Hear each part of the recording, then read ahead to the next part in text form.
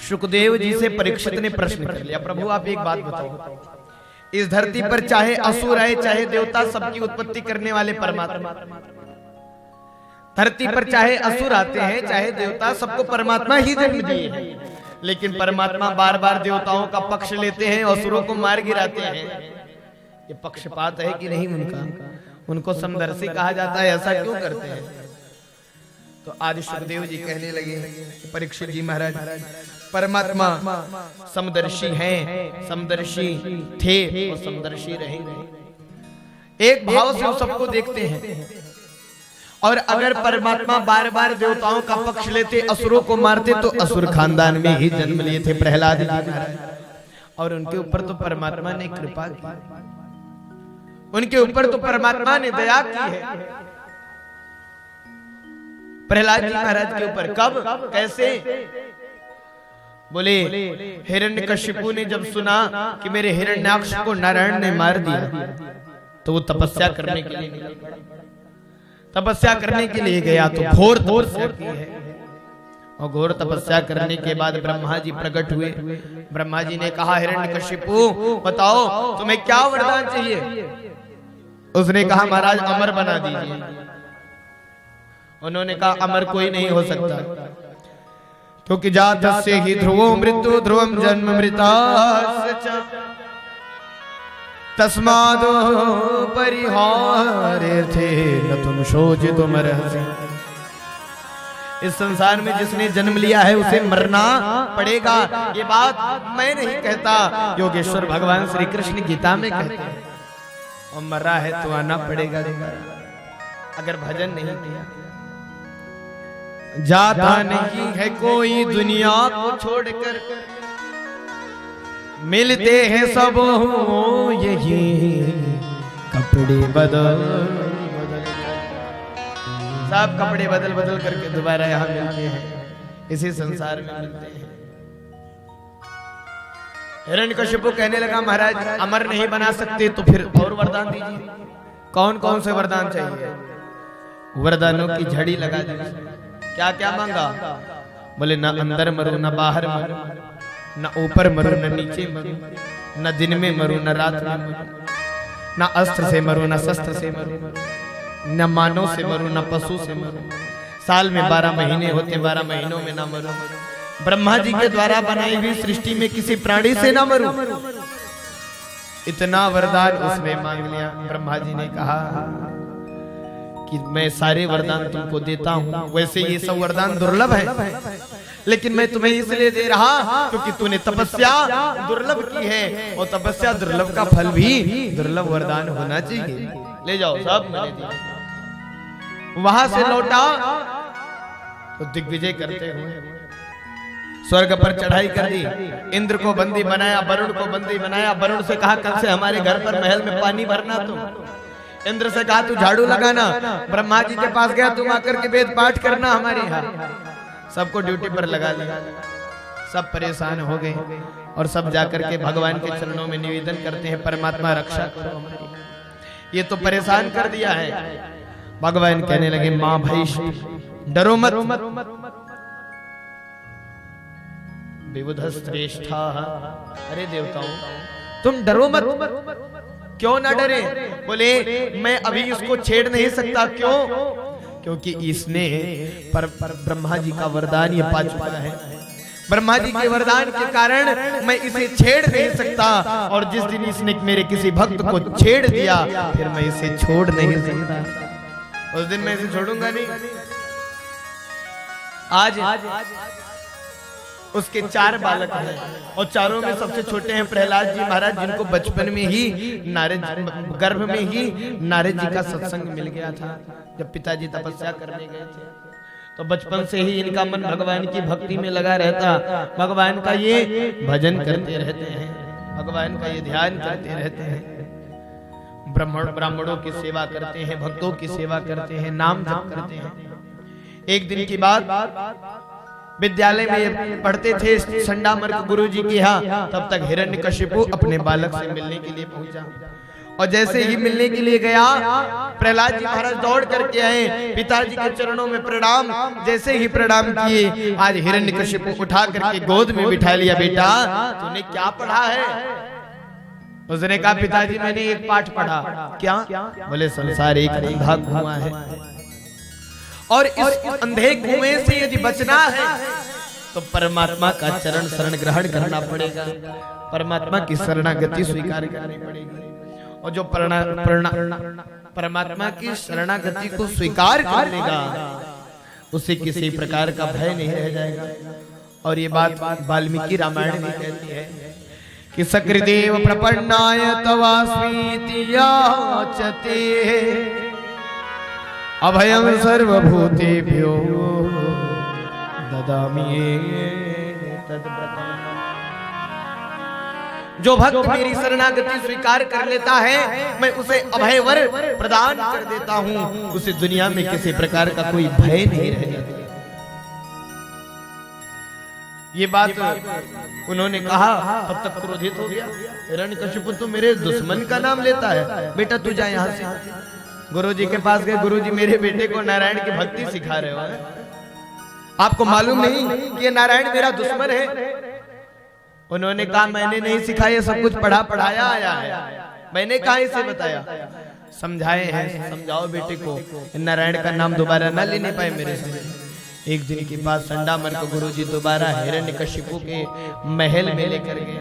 और आज जब महल में लेकर गए तो हिरण्यकशिपु राजगद्दी से उठा आया, बेटे को फिर पूछता है बेटा अब की तूने क्या पढ़ा?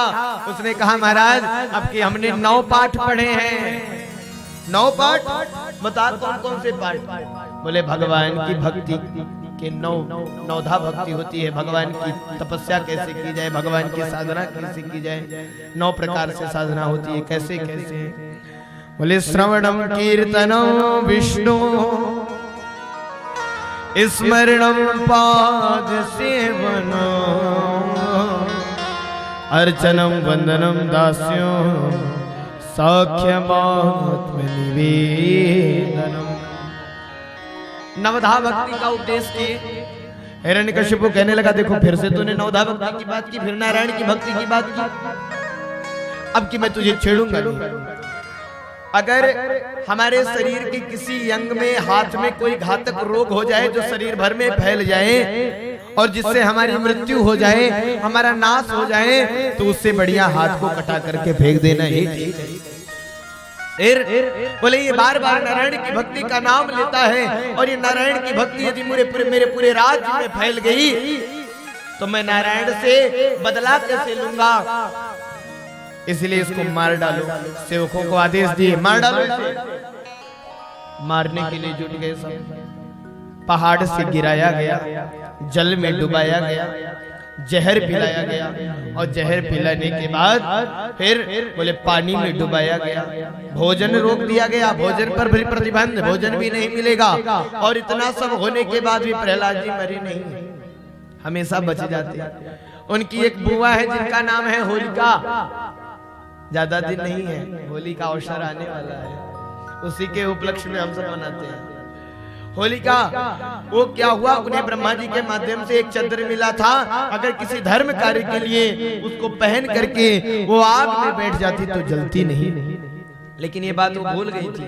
आई कहने लगी भैया मुझे ऐसा वरदान मिला है कि मैं अगर चद्दर को पहन करके बैठ जाऊंगी आग में तो मैं नहीं जलूंगी, लाओ मैं तुम्हारे बेटे को लेकर बैठ जाऊं, बेटा जल करके राख हो जाएगा, मैं बच जाऊंगी। बैठी, आग जलाया गया और आग लगाया गया तो महाराज होलिका बुआ तो जल करके राख हो गई। प्रहलाद जी महाराज बच गए। आग बुझी तो प्रहलाद जी राख को झाड़ते हुए निकले, पिताजी बाहर खड़े, पिताजी प्रणाम। पिताजी ने कहा तू कैसे बच गया? उन्होंने कहा हमारा सब आपके आशीर्वाद से बच गया। अच्छा बता तो सही। बोले जिस समय आग जलाया गया उस समय एक तूफान आया और तूफान आकर के बुआ जी का जो चद्दर था वो हमारे ऊपर गिर गया, हम बच गए, बुआ जी जल करके राख हो गई। अच्छा प्रहलाद जी अब लौटे। अब ध्यान देना आप लोग, प्रहलाद जी के ऊपर इतना अत्याचार हो रहा है और इतने अत्याचार होने के बाद भी धन्य है प्रहलाद जी महाराज, जो कभी भी भगवान से ये नहीं कहते हैं प्रभु मैं आपकी भक्ति कर रहा हूँ, लेकिन मेरे जीवन में आप इतने दुख इतने कष्ट क्यों दे रहे हैं। हमारा आपका क्या नियम है? भगवान का पूजन करना प्रारंभ किए, 2-4 दिन विधिवत पूजा किए, 5वें दिन कोई संकट आ गया हमारे ऊपर, आज से भगवान की भक्ति बंद, सब इन्हीं के कारण हो रहा है। ये भक्ति नहीं होती, ये वैराग्य नहीं होता है। ये प्रहलाद जी महाराज की जो भक्ति है ये अडिग भक्ति है। लाख अपराध इनके साथ लोग कर रहे हैं, लेकिन भगवान का भजन करना नहीं चाहिए। और आज प्रहलाद जी महाराज को ले जाकर के सब सर्पों के घर में डाल दिए। सांपों के घर में जब डाले हैं तो धन्य है प्रहलाद जी महाराज, जो सांपों की तरफ देखे और काले काले सांपों को देख करके कहते हैं कि अरे ये जो सर्प है ना ये कोई और नहीं, काले ये भी है, काले तो हमारे परमात्मा भी हैं, जिससे हम प्रेम करते हैं, जिसकी हम भक्ति करते हैं, वो परमात्मा भी हमारे काले ही हैं। और आज उस सर्पों ने उन्हें काटा नहीं। ध्यान देना, परमात्मा हर एक स्थान पर है। अगर हमारी आपकी भावना परमात्मा हर एक स्थान पर देखेगी तो कभी भी परेशानी नहीं होगी। काले काले सर्पों में भी अपने यार को, अपने परमात्मा को उन्होंने देखा। ओ काली कमली वालों मेरा यार है, मेरे मन का मोहन तू दिलदार है। काली कमली वाला मेरा यार है, मेरे मन का मोहन तू दिलदार है। काली कमली वाला मेरा यार है, मेरे मन का मोहन तू दिलदार। मेरा यार है, मेरा दिलदार है, तो मेरा यार है, मेरा दिलदार है। ओए ओए ओए काली कमली वाला मेरा यार है, मेरे मन का मोहन तू दिलदार है। और काली कमली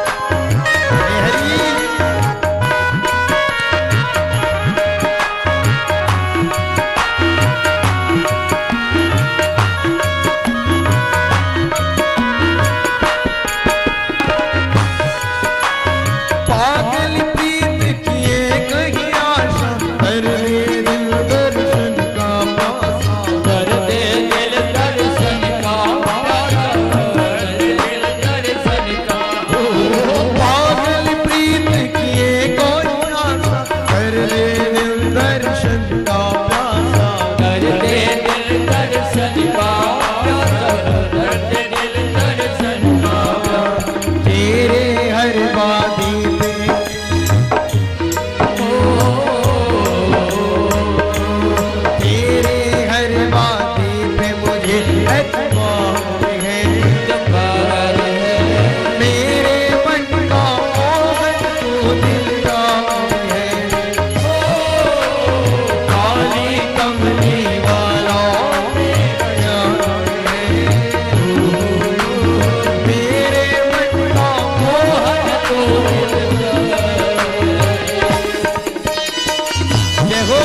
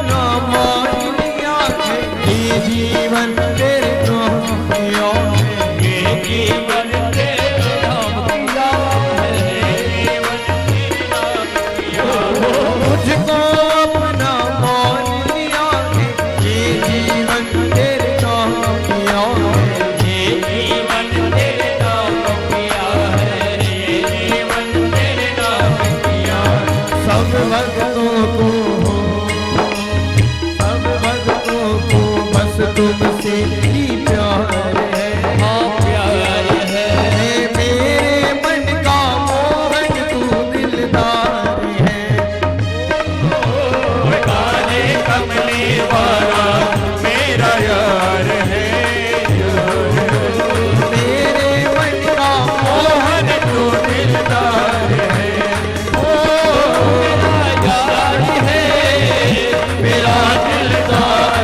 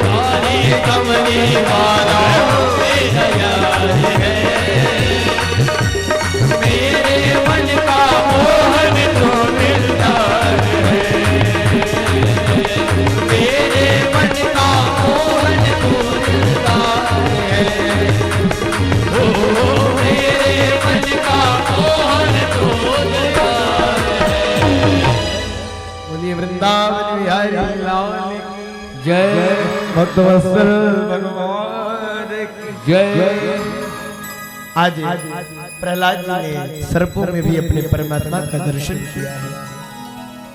इस प्रकार प्रहलाद जी महाराज सर्प से भी बच गए। दोबारा संडामन को गुरु जी आए और आकर के कहने लगे, महाराज एक काम करो, आप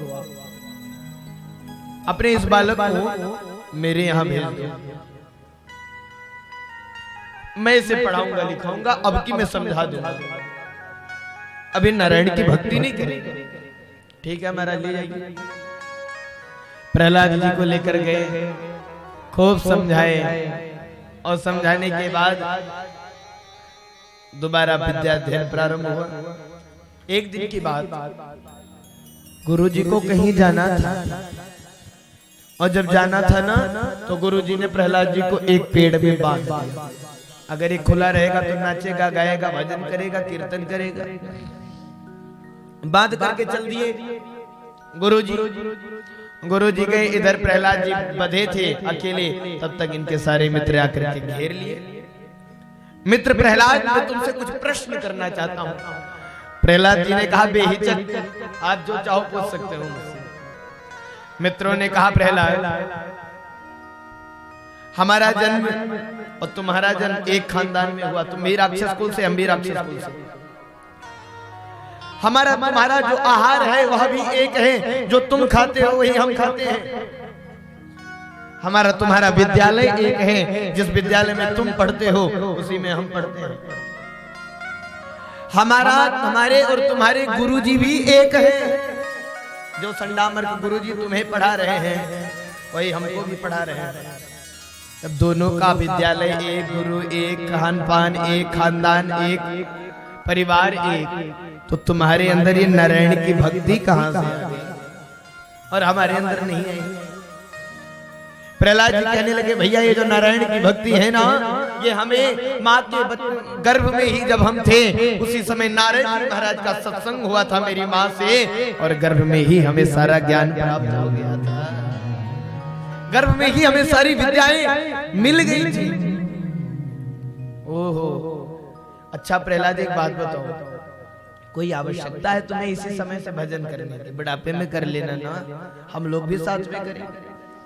प्रहलाद जी ने आज पूरे जीवन की व्यवस्था को दिखा दिया। क्या बोले? हमारा आपका जीवन इस कलयुग में 100 वर्ष, ज्यादा से ज्यादा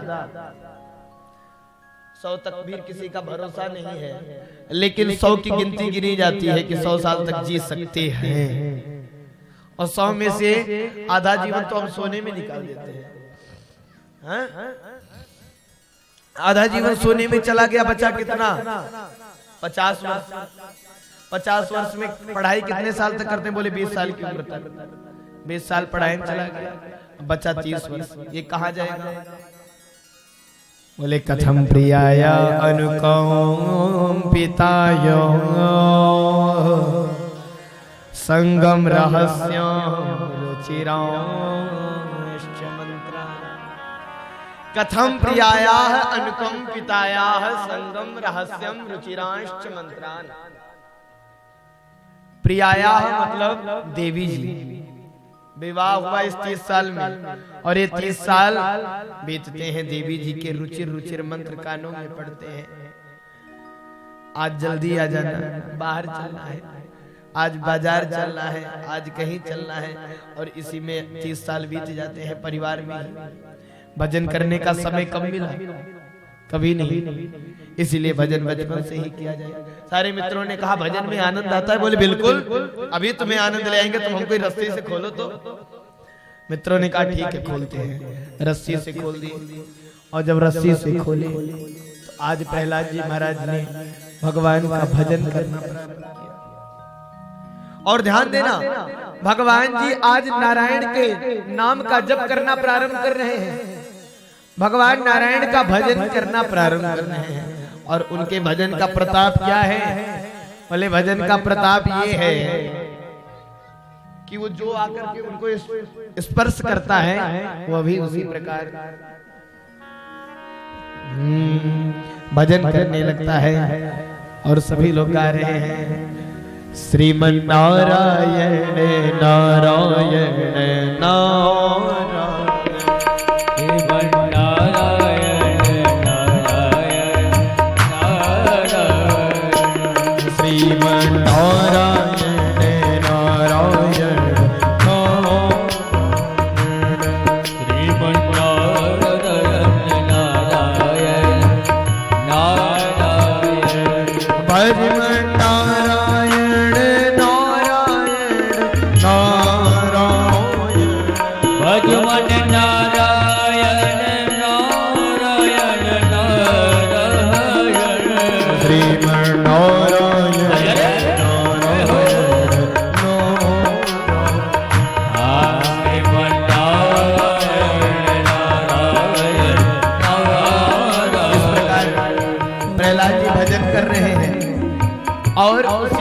संडामर के गुरुजी पहुंचे। उन्होंने शिष्यों को भेजा, जाओ प्रहलाद को पेड़ से खोल करके ले आओ। वो शिष्य आए और देखे प्रहलाद जी तो भगवान के भजन में मस्त हैं। और शिष्यों ने आकर के जैसे ही प्रहलाद जी का स्पर्श किया तो वो भी भजन गाने लगे। भजमन नारायण नारायण नारायण भजमन नारायण नारायण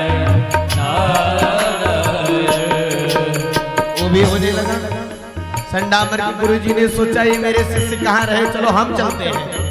और संडामर के गुरुजी, दोनों गुरुजी जब आए और उन्होंने देखा प्रहलाद जी नाच रहे हैं, गा रहे हैं। गुरुजी ने जैसे ही प्रहलाद का स्पर्श किया तो आज गुरुजी भी नाच उठे। हे श्रीमन नारायण नारायण नारायण, श्रीमन नारायण नारायण नारायण। और ध्यान देना अब क्या हुआ। प्रहलाद जी भजन कर रहे हैं और उनके सारे मित्र भजन कर रहे हैं, सब नाच रहे हैं। गुरुजी संडामर्क जी भी नाच रहे हैं, ये भी भाव से मस्ती में गा रहे हैं। और उसी समय उस सभा में हिरण्यकशिपु पहुंचा। लेकिन हिरण्यकशिपु आज स्पर्श करने नहीं गया, छूने नहीं गया। क्या किया? बोले गदा को उठाया और गदा को उठा करके भूमि पर जोर संकीर्तन बंद हो जाता है। संकीर्तन बंद हो गया, सब शांत। प्रहलाद जी की तरफ देखा तो बार बार नारायण नारायण जपता रहता है। आज तू बता दे तेरा नारायण है कहां? प्रहलाद जी ने कहा पिताजी फिर सब प्रश्न ही गलत कर देते हो आप। अरे प्रश्न करना है तो ये पूछो भगवान कहाँ नहीं है, नारायण कहाँ नहीं है। गोस्वामी तुलसीदास जी महाराज कहते हैं कि हरि व्यापक सर्वत्र समान, हरि व्यापक सर्वत्र समान। प्रेम ते प्रकट, प्रेम ते प्रकट होई मैं जाना, हरि व्यापक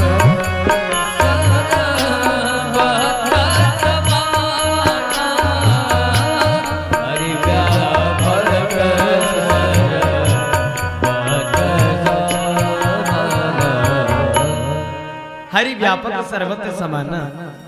परमात्मा हर एक कण कण में, अणु अणु में व्याप्त है। आप कौन सा प्रश्न करते हैं? हिरण्यकशिपु ने कहा यदि परमात्मा कण कण में विराजमान है तो इस खंभे में होगा। बोले हाँ बिल्कुल परमात्मा यहाँ भी है। और यार हिरण्यकशिपु ने अपने हथियार को उठाया है और उठा करके जैसे ही खंभे पर प्रहार किया है, नरसिंह भगवान प्रकट हुए। बोलिए नरसिंह भगवान। और नरसिंह भगवान प्रकट होकर के तुरंत हिरण्यकशिपु को दबोच लिए। हिरण्यकशिपु जोर से ठहाका लगाया हो, नहीं मार सकते हो, नहीं मार सकते। क्यों नहीं मार सकते? बोले आप इसलिए नहीं मार सकते कि हमको ब्रह्मा जी के वरदान मिले। भगवान ने कहा बताओ क्या क्या तुम्हें वरदान मिले हैं? उसने कहा ब्रह्मा जी ने हमको वरदान दिया है ना अंदर मरू ना बाहर। भगवान ने कहा ना तू अंदर है ना बाहर है, तू इस समय चौखट पर है। और वरदान मांगे हैं ना ऊपर मरू ना नीचे मरू। भगवान ने कहा ना ऊपर है ना नीचे है, तू मेरी गोद में है। बोले महाराज ये भी वरदान मांगा है हमने कि ना दिन में मरूं ना रात में मरूं। भगवान ने कहा ना ये दिन है ना ये रात है, ये तो संध्या का समय है। उसने कहा महाराज और भी वरदान हमने मांगा, ना अस्त्र से मरूं ना शस्त्र से मरूं। परमात्मा ने कहा मुझे अस्त्र शस्त्र की कोई आवश्यकता नहीं, मेरे नाखून ही काफी हैं तेरा संहार करने के लिए, उद्धार करने के लिए। अच्छा उसने कहा महाराज और भी वरदान है क्या? बोले हमने वरदान मांगा था ना मानव से मरूं ना पशु से मरूं। भगवान कहने लगे इसीलिए तो हम मिक्स होकर के आ गए, आधा मानव आधा पशु। अब बोले महाराज और वरदान हमने मांगे। क्या वरदान? बोले ब्रह्मा जी के द्वारा बनाई हुई सृष्टि में किसी प्राणी से ना मरूं। भगवान ने कहा ब्रह्मा के द्वारा मैं नहीं बनाया जाता बल्कि ब्रह्मा को मैं बनाता हूं। अब बोल। उन्होंने कहा महाराज और भी वरदान हमने मांगे। क्या? बोले साल में 12 महीने होते हैं, इन 12 महीनों में ना मरूं। भगवान ने कहा तुम जैसे वीआईपी लोगों के लिए हमने वीआईपी ट्रीटमेंट किया है। क्या? बोले हमने 13वां महीना बना दिया, अधिक मास। अब बताओ अब क्या करोगे? उसने कहा महाराज अब तो कोई वरदान नहीं है। और आज भगवान अपने नाखूनों के माध्यम से हिरण्यकशिपु का उद्धार कर देते हैं। बोलिए नरसिंह भगवान हिरण्यकशिपु का उद्धार किया और बैठ गए परमात्मा। परमात्मा के क्रोध को देख करके जितने भी देवी देवता हैं सब डर करके भागे। और एक बात मैं बताऊं, ऊपर से जो देवता देख रहे थे कि हिरण्यकशिपु को मार दिए उसके बाद प्रार्थना करना है, वो देवता भी डर रहे हैं कि प्रार्थना करे कि ना करे, पता नहीं हिरण्यकशिपु मरा कि नहीं। तो वो डरे बेचारे पड़े हैं, सिर्फ देख रहे हैं, प्रार्थना नहीं कर रहे हैं। भगवान ने सोचा ये प्रार्थना क्यों नहीं कर रहे हैं, हर बार तो तुरंत पुष्पों की वर्षा कर देते थे। अब की क्या हुआ, भगवान ने अपने पैरों के माध्यम से हिरण्यकशिपु के शरीर को दूर फेंका है। सबको विश्वास हो गया और सबने मंगलाचरण कर दिया है। मंगलाचरण की। और आज परमात्मा के क्रोध को देख करके सारे देवी देवता जब भगे तो सबने विचार किया कि किसी के क्रोध को वश में करना है तो देवी जी को ला करके खड़ा कर दिया जाए उनके सामने, उनकी पत्नी को बुलाया जाए तो लक्ष्मी जी को लेकर आए सब। और आज लक्ष्मी जी जब आई और भगवान के क्रोध को देखी तो लक्ष्मी भी टिक नहीं सही, वो भी डर करके भगी। और लक्ष्मी जी भगी तो सबने निवेदन किया प्रहलाद जी से, और प्रहलाद जी उठे हैं अपने स्थान से और जाकर के भगवान की गोद में बैठ गए। प्रहलाद जी गोद में बैठे तो भगवान उनसे पूछने लगे, प्रहलाद मेरी पत्नी डर गई, भोले बाबा डर गए, ब्रह्मा बाबा डर गए, सारे देवी देवता डर गए, तू क्यों नहीं डरा। प्रहलाद जी कहने लगे, परमपिता परमेश्वर आपको मालूम होगा कि शेर में जब शेर दहाड़ लगाता है तो सारे पशु छिप जाते हैं, लेकिन उसका बेटा आकर के उससे खेलता है। आपसे दुनिया वाले डर जाए, इसको डरना है, लेकिन मैं तो आपका पुत्र हूँ, आप मेरे परमपिता हो, पिता से क्या डरना। भगवान ने कहा तू वरदान मांग ले। प्रहलाद जी कहने लगे मुझे वरदान नहीं चाहिए प्रभु, मैंने वरदान के लिए भक्ति नहीं की है। फिर बोले अगर वरदान मैंने मांग लिया तो नासा भृत्या सवई, फिर मैं आपका भक्त नहीं रह गया, मैं तो बनिया हो जाऊंगा। बनिया का काम होता है कुछ दिया उसके बदले में कुछ ले लिया, धन लिया, सौदा दिया, सामान दिया। और अगर मैंने भक्ति के बदले में वरदान मांग लिया तो मेरी भक्ति भक्ति नहीं रह जाएगी, ये तो सौदेबाजी हो जाएगी। इसलिए प्रभु मुझे कोई भी वरदान नहीं चाहिए। परमात्मा कहना नहीं नहीं कुछ तो मांग ले, उन्होंने कहा कुछ भी नहीं चाहिए। बाद में भगवान ने बहुत निवेदन किया तो उन्होंने कहा महाराज जो मेरे पिताजी थे वो बार बार आपका विरोध करते थे, आप उनका उद्धार कर देना, अपने चरण में शरण दे देना। भगवान ने कहा प्रहलाद निश्चिंत रहा, तेरे जैसे भक्त जिस कुल में जिस परिवार में जन्म लेते हैं, साथ आगे का साथ पीछे का अपने आप तर जाता है, तो चिंता क्यों करता है, तेरे पिता की भी उद्धार निश्चित है। अच्छा महाराज, इस प्रकार भगवान प्रसन्न हुए हैं प्रहलाद जी के ऊपर और प्रहलाद जी के ऊपर कृपा करके समदर्शी होने का परिचय दिए हैं कि भगवान देवता और असुर को बराबर दृष्टि से देखते हैं।